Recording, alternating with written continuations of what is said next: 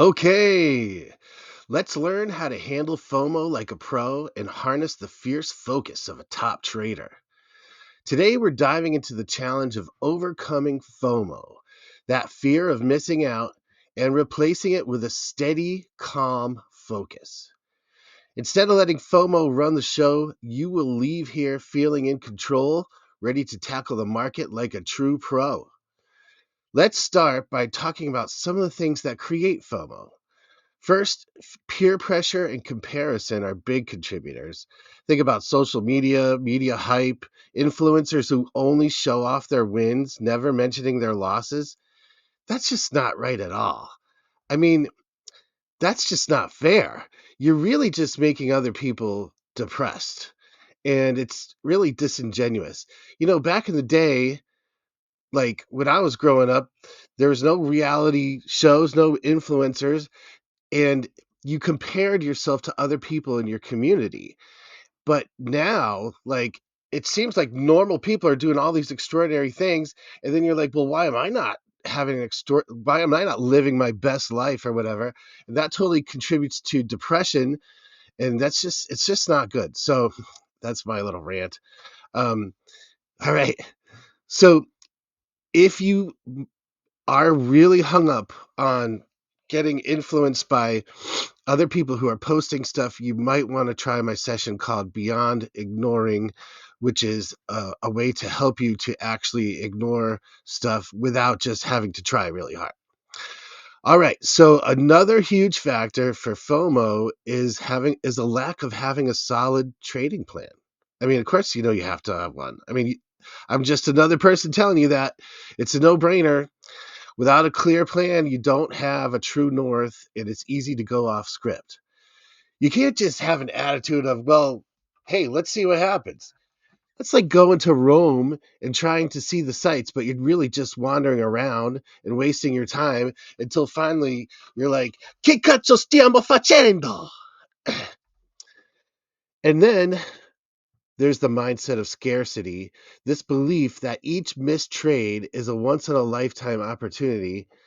It's easy to start thinking that one trade will make or break your dreams, but that's not how real trading works. Instead of chasing a few perfect trades, you want to focus on making many good ones, and doing this builds resilience so you don't have to feel like one missed trade can ruin your plans.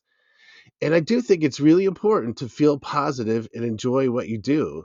And that gets ruined if you're like, well, yeah, sure, I made money on that one, but if I only got in a little sooner, it would have been a perfect trade. It's just going to contaminate the feeling that you have about your profession or your avocation or whatever.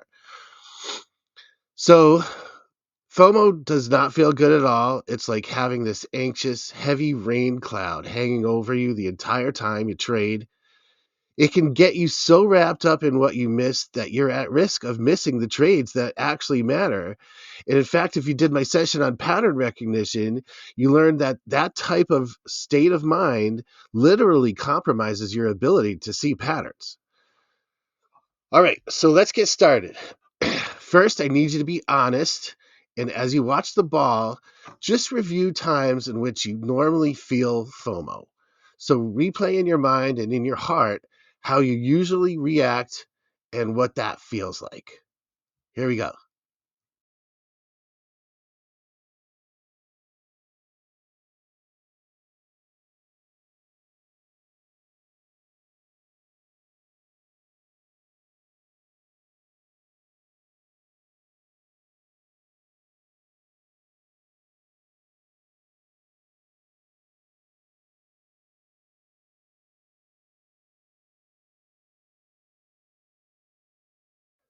All right, good job.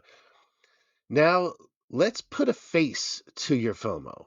So I'd like for you to personify it. Picture it as some kind of a character or use like another metaphor. What does it look like? What is its energy like? Just let an image or an idea come to mind as you watch the ball.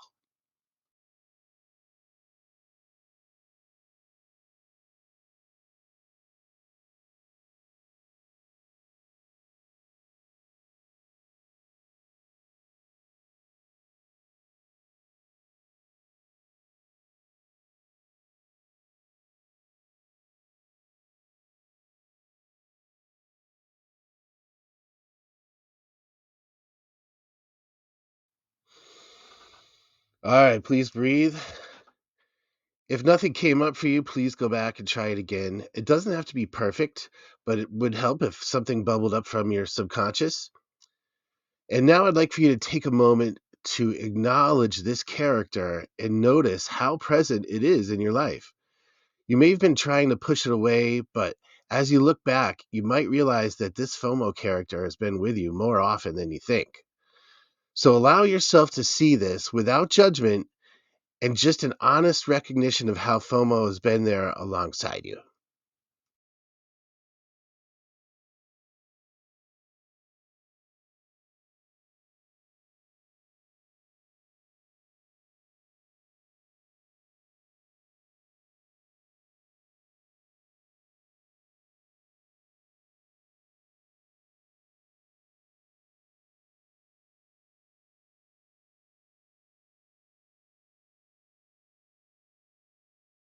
All right, good job.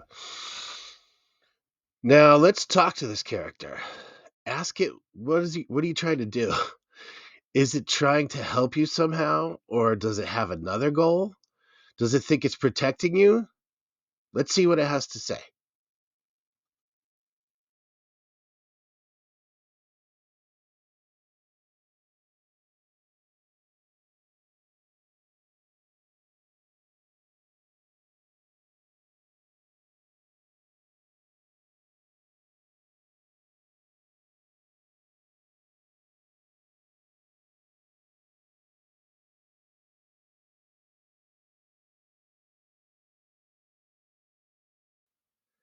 All right, so just to let you know, some people might have tried to, just at this past set, try to get rid of the FOMO. That's not really going to work, I don't think, because in order to let go of something, I think you really do have to see the value that it had in the first place, or you at least have to be not judgmental. You have to acknowledge the FOMO at least. You don't have to agree with it, but acknowledge it. And if you didn't, try to sincerely ask it what it's there for. Last time, please go back. And next, let's look back in your memory and see if there's a connection between this FOMO that you feel now and any other time in your life. Maybe it connects to a similar feeling from a past relationship or a career moment or some important event that you felt like you couldn't miss. So just watch the ball and notice what comes up and let yourself make the connection as you watch the ball.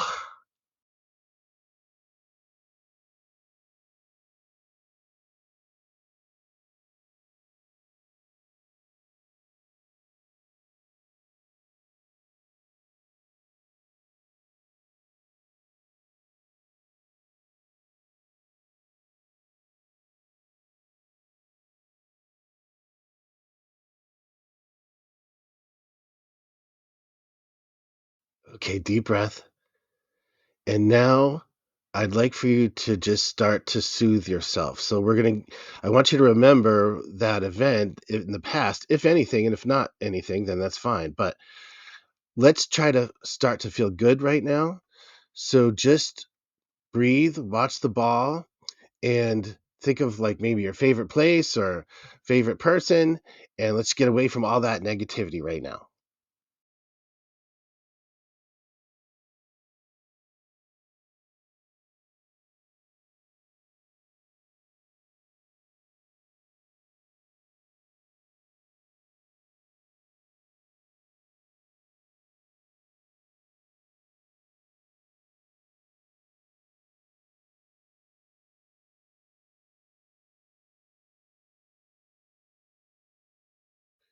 All right, deep breath. And let's do another set of soothing yourself. Just offer yourself the reassurance that you need, either for the present day FOMO or whatever happened back then. And remind yourself that missing out on one thing doesn't define you. And if it was in the past, you did move on from it. And I trust that other opportunities did come along in your life. So just go ahead and talk to yourself like a coach would.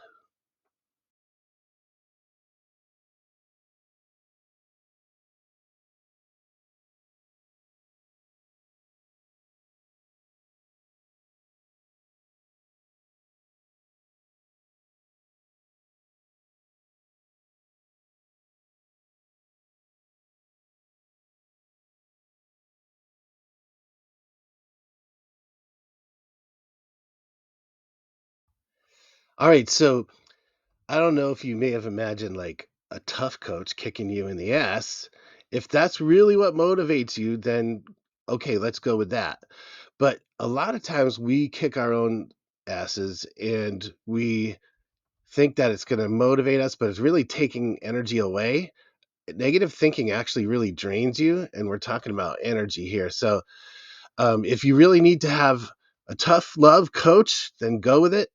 But I'm thinking that maybe for this set, you could start to visualize like a calming, grounding coach figure. Like it could be anybody, it could be grandmother, but it could be like a real life mentor or a friend, or even just a wise imaginary guide. And then picture this coach standing with you, offering steady advice and keeping you calm when external pressure or FOMO kicks in. So I want you to imagine the coach's voice.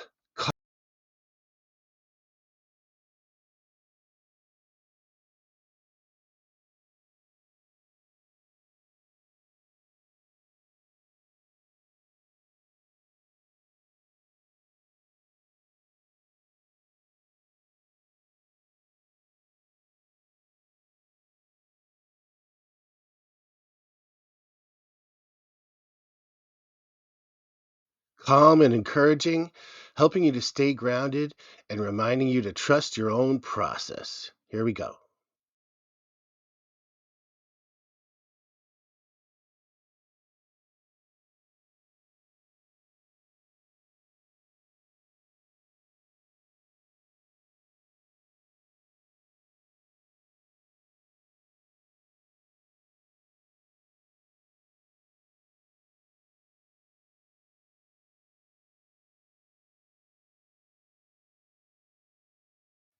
All right, deep breath. I'd like to share a concept that might help. When we miss something, there's often a difference between simple sadness and more intense emotions like anger or guilt. And the sadness is one thing, it's normal and it's okay. But when we add anger or guilt or frustration, it just keeps us stuck. I mean, like, if you're sad, you're having to accept reality, but then you can move on. And if you're any of those other things, you're not accepting reality. Like if you're angry, you're like, well, it should have been this way, or I should have done that, or the market should have done this, but you're shitting all over yourself. Think about that. You got to accept what happened and then move on, right? Don't just get angry. That's not the tough thing to do. When the going gets tough, the tough get going. The tough don't get pissed off and just pout like a kid. The tough have to flush this feeling and then you move on. But the best way to do that is to actually feel sad. So, I mean, I don't know if you want to think of a tough guy in your life feeling sad about something bad that happened, but at least that tough guy will be able to move on from it. What if you were to practice that right now?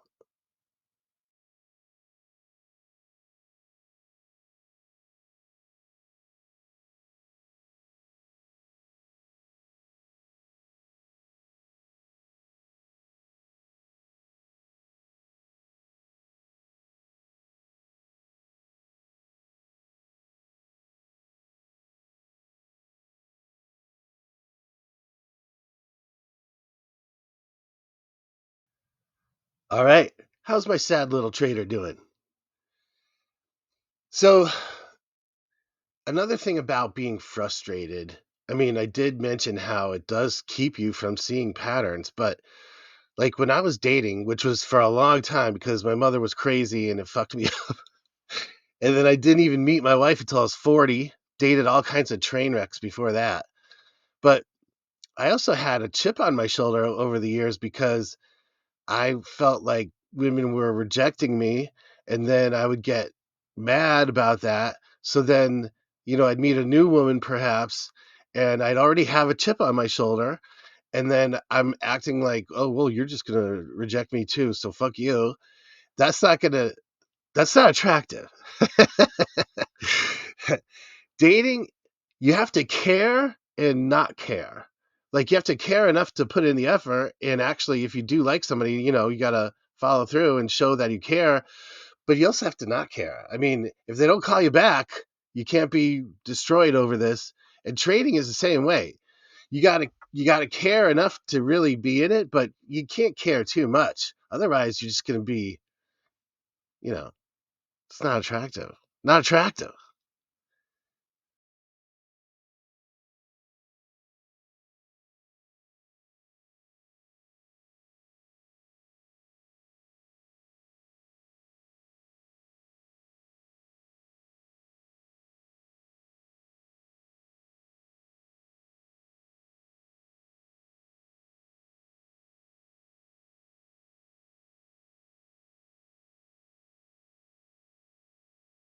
All right, so now that you're feeling all sad and attractive, let's separate these emotions in your heart.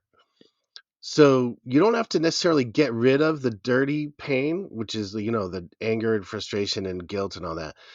But I do want you to try to tease out the sadness from the other stuff. So just look inside your heart right now, see if you can separate the sadness from the other bullshit, and maybe even focus a little bit on the sadness. And that way you can let it go through you. There's no way around sadness. You have to go through it, but it doesn't last forever and it doesn't have to take over your life.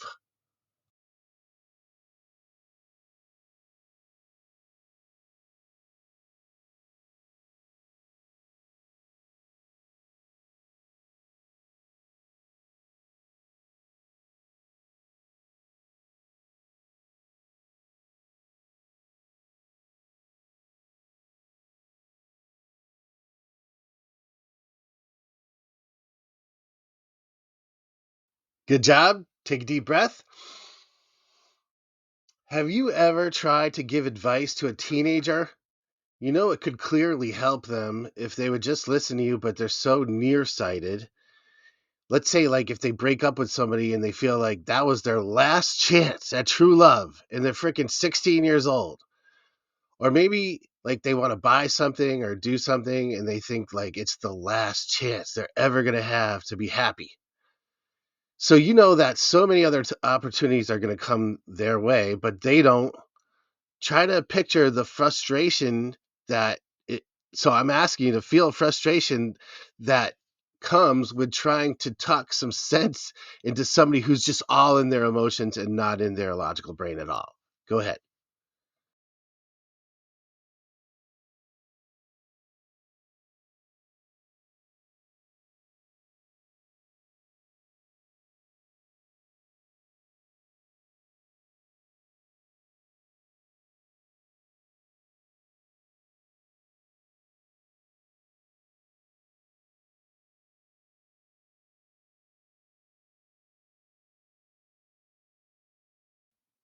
Okay, so now let's have you picture that part of yourself that does get affected by FOMO as a teenager. So imagine that younger, more anxious part of yourself that believes each opportunity might be the last.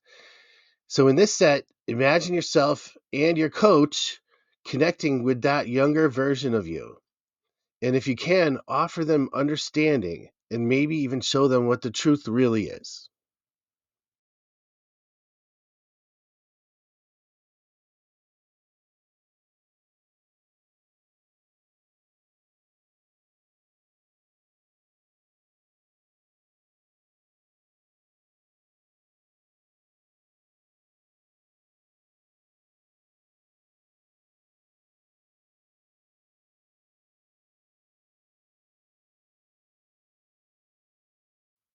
Okay, now let's do a free set.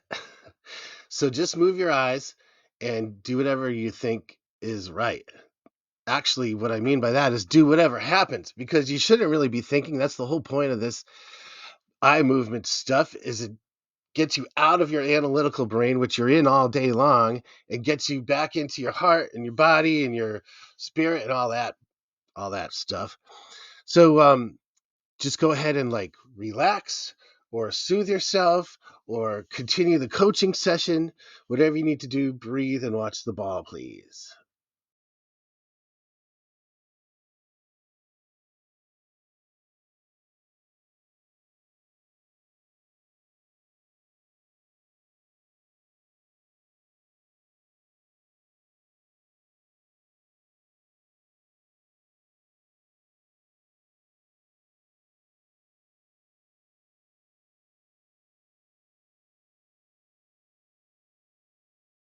Okay, so remember that past FOMO experience that I had you identify?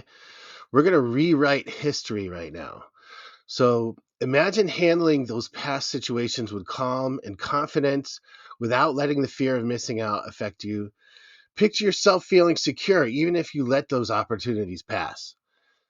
Please focus on how much better it feels to stay steady and choosing your own path. And of course, invite your present day self and your coach, hopefully, this nice coach, to talk you through this.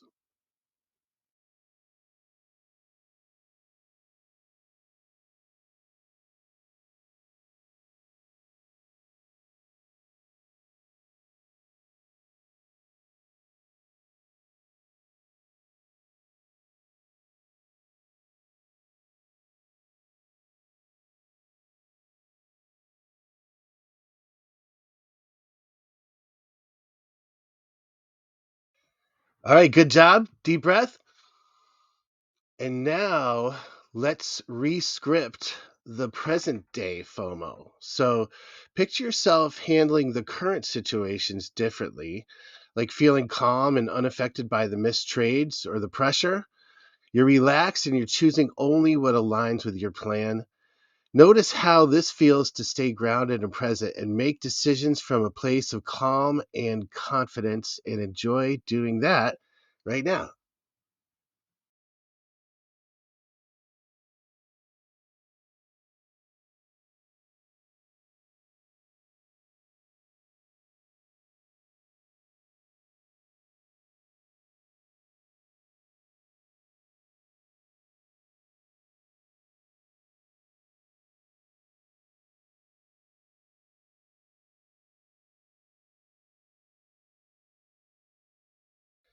So, trading, you're waiting for not the perfect, you're waiting for a great opportunity to get in.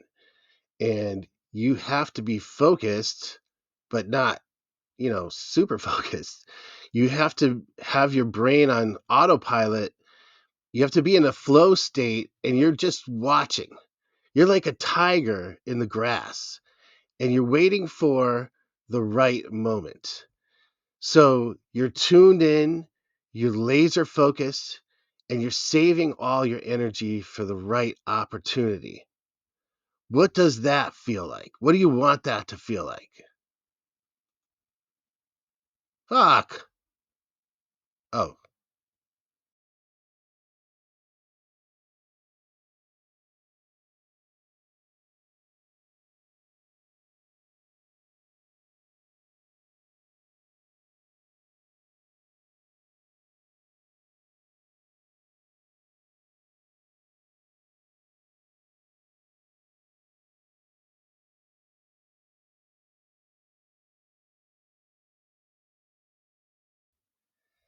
you got to care and not care. If you're trying too hard, you're going to mess it up. You're this tiger. You got to wait until the prey comes within your radius. You can jump far, but you can only jump so far. And if you jump too early, then you're going to waste your energy. It's going to get away. You're going to feel like an idiot and you're not going to eat. And then you got to go home and tell your tiger spouse, I know they live alone, but whatever. And then your spouse is going to be like, well, where's the food? And you'll be like, I don't know. I spazzed out. Well, don't do that, please. Just imagine yourself being a tiger, being composed.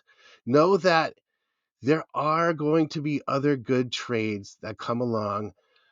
They might come close to you, but if they're still too far away, you're not going to jump. Wait until it comes close enough for you to nail it.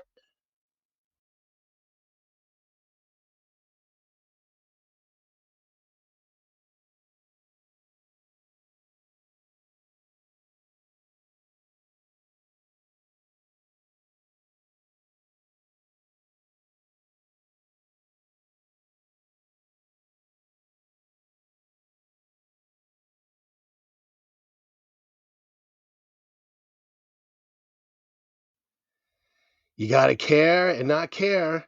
If you're trying too hard, you're going to mess it up. You're this tiger. You got to wait until the prey comes within your radius. You can jump far, but you can only jump so far. And if you jump too early, then you're going to waste your energy. It's going to get away. You're going to feel like an idiot and you're not going to eat. And then you got to go home and tell your tiger spouse, I know they live alone, but whatever. And then your spouse is going to be like, well, where's the food? And you'll be like, I don't know. I spazzed out. Well, don't do that, please. Just imagine yourself being a tiger, being composed. Know that there are going to be other good trades that come along. They might come close to you, but if they're still too far away, you're not going to jump. Wait until it comes close enough for you to nail it.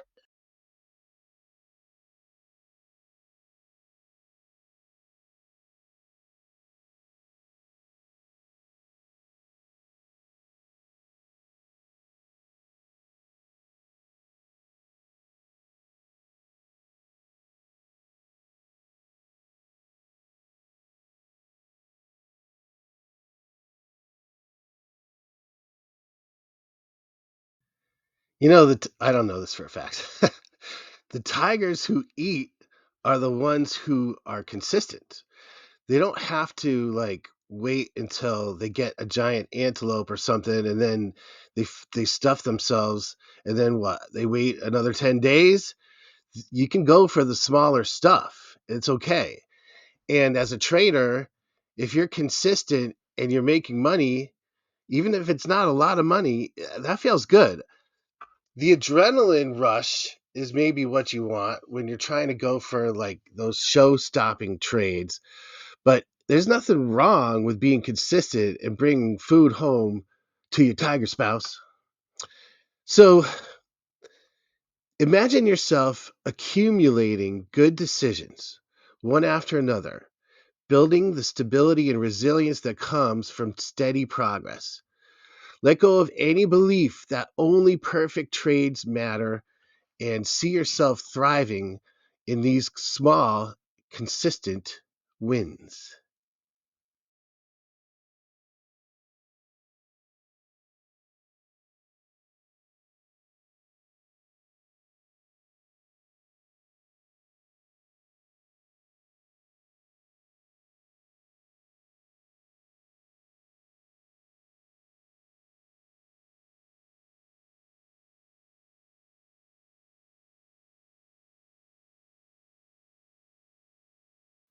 All right, Tiger. So imagine that you know all the plants around you, and some of them have medicinal purposes.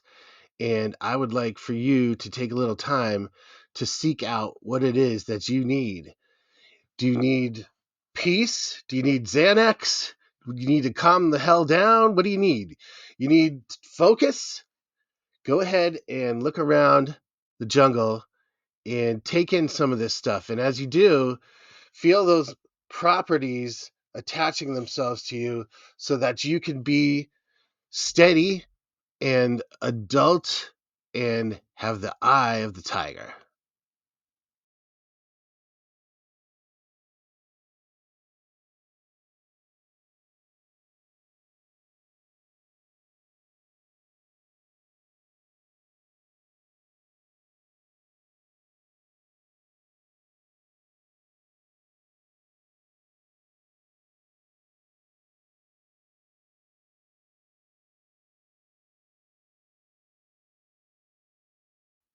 Okay, so you know what I'm all about is for you to download into your subconscious what you need. So hopefully from this session and repeated sessions if you need them, you're going to have the passive ability to not have to experience FOMO very much.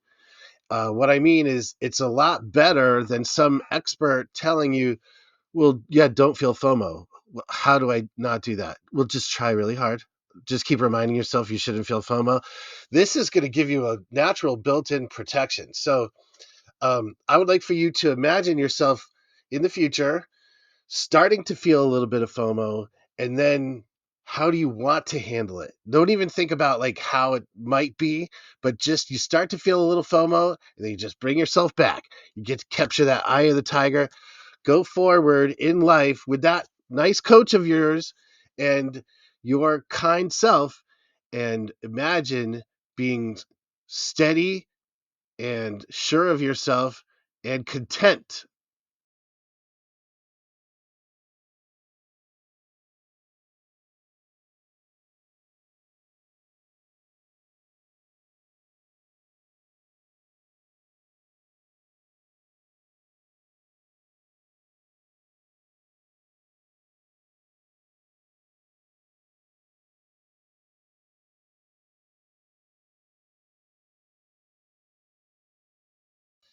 All right, thanks so much for watching. I really hope this helps. I'm pretty sure that it will. If you need to do it again, do it as many times as you want. You are a sad, sexy little tiger, and you're going to make a lot of money. So feel good about that. Take care.